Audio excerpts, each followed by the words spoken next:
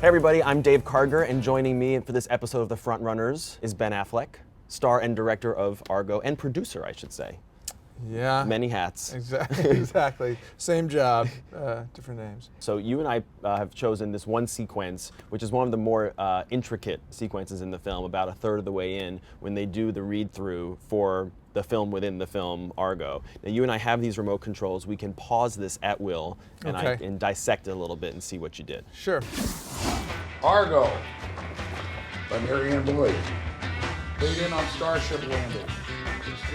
Twinning the cameras, you know, I thought was really important, you know, thematically in terms of storytelling, in terms of unifying the two acts, you know, the people doing this sort of sci-fi B-movie and the political propaganda. And it was kind of non sequitur, you know, sci-fi dialogue. It like could have put it in any order. Ship is turned, the ship around, fire the thrusters. It's just like sort of, you know, ND B-movie sci-fi dialogue. We had so many more lines, and I could have put it on forever. And I totally fell in love with the little droid and the you know the Wookiee and all that stuff. But I had to curb it a little. You bit. also need it because it gives you a breathing room from all the really heavy protest footage and.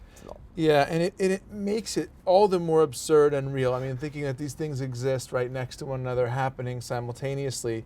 The real underlying effort of this, in a way, the point of this, is to fuse the tones of the movies together, to wrap them around with one another so that they're kind of coiled so tightly that even though they're in complete contrast with one another, they start to become indistinguishable from one another. This is the scariest part. If we find his ship, we will find our chance.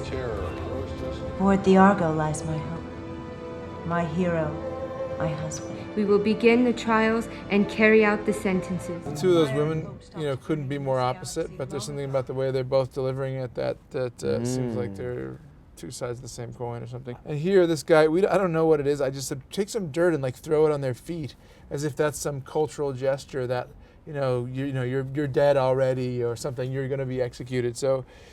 I don't think it really exists, but I thought it was like maybe the guy's making it up or it's just doing something to scare these guys, and he was very effective. Wow.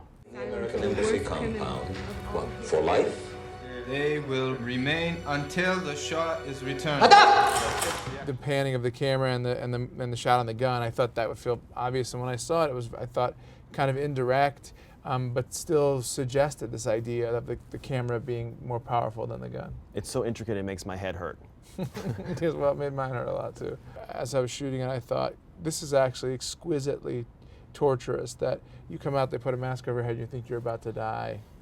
What could be scarier? And their reaction is just unbelievable. I think you'd be stunned, you know, and like adrenaline would just be pulsing through you. And took this guy kind of just did this. I didn't tell him to do it. He kind of broke down and started crying, and I thought, this is totally real. Holding on a single red flower as it grows from the ruins of a starship in the desert. Fade to black. The end. Thanks so much, Ben. I appreciate your time. Great to see you. Thank you, sir. It's a pleasure. And thank you so much for watching this episode of The FrontRunner.